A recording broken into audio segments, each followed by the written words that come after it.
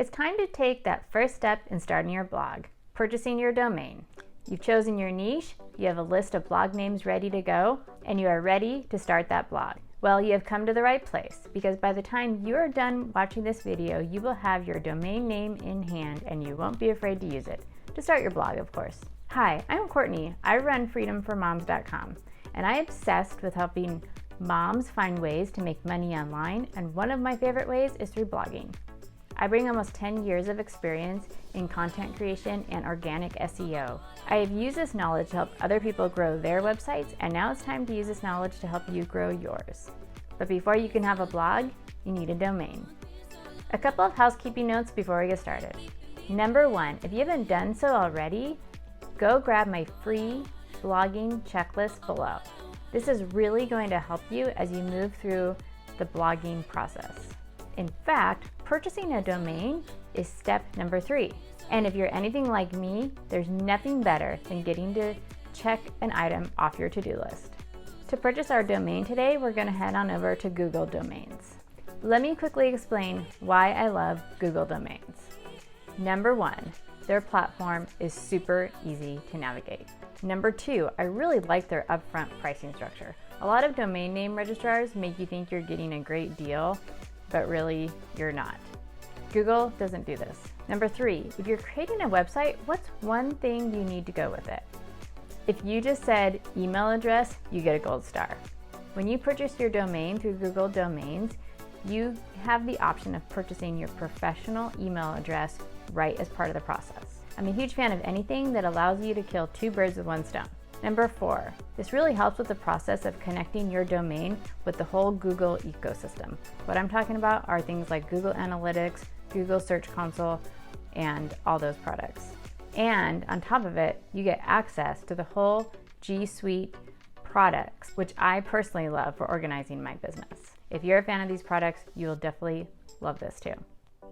Let's dive into this tutorial. Step 1, go to Google Domains. You can find it by grabbing the link below or typing in domains.google. Something very important to note, if you already have a Gmail account and you are logged into that account while going through this process, your username and password for Google Domains will be the same as your email account. If you don't have one, you will be asked to create an account at checkout. Don't worry, I will let you know when it's time to do that. Step 2, you're going to enter the domain you want to use here where it says to search for your new domain. Now, it might take a couple of tries until you find one that is available.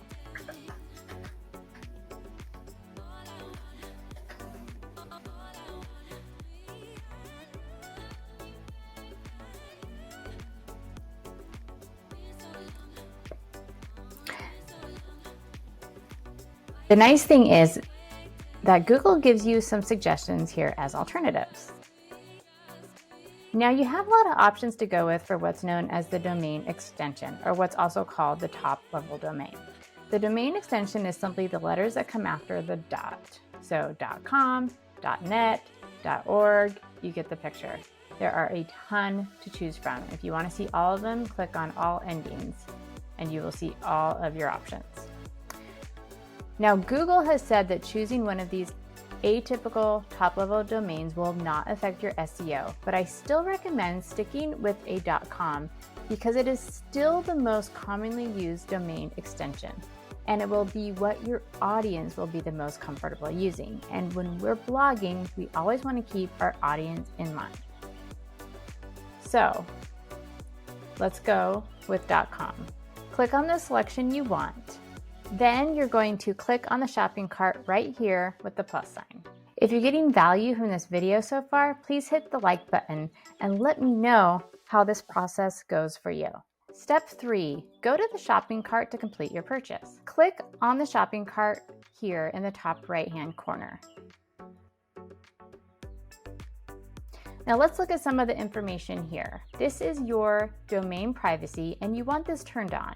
This is another nice perk of Google Domains. They don't charge you extra for this. Domain privacy protection ensures that your personal information that is connected to your domain is kept private. I also like leaving the auto renew on. Next, if you want to get a professional email address, which is something I highly recommend, you can do that right here. Check the box. And I recommend going with the business starter, which is only $6 per user per month. And just so you know, if this is your first Google Workspace account, you will get the first 30 days for free. So you'll see when we get to the checkout that you won't be charged the $6 this time around. Below that, you can enter in your first and last name and what you want the email address to be.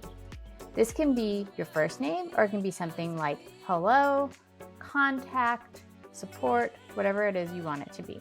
I also recommend leaving this box checked that says to allow this account to manage domain settings so that your email address and domain are all managed in one place. Now, again, you will not be charged for the email address for 30 days because of this Google Workspace free trial. Next, click Checkout. Note that this is where if you don't already have a Gmail account, you will need to create one. When you create that account, be sure to write down your username and password. I've created a spot for you right here to track your usernames and passwords in the checklist and workbook you can download below.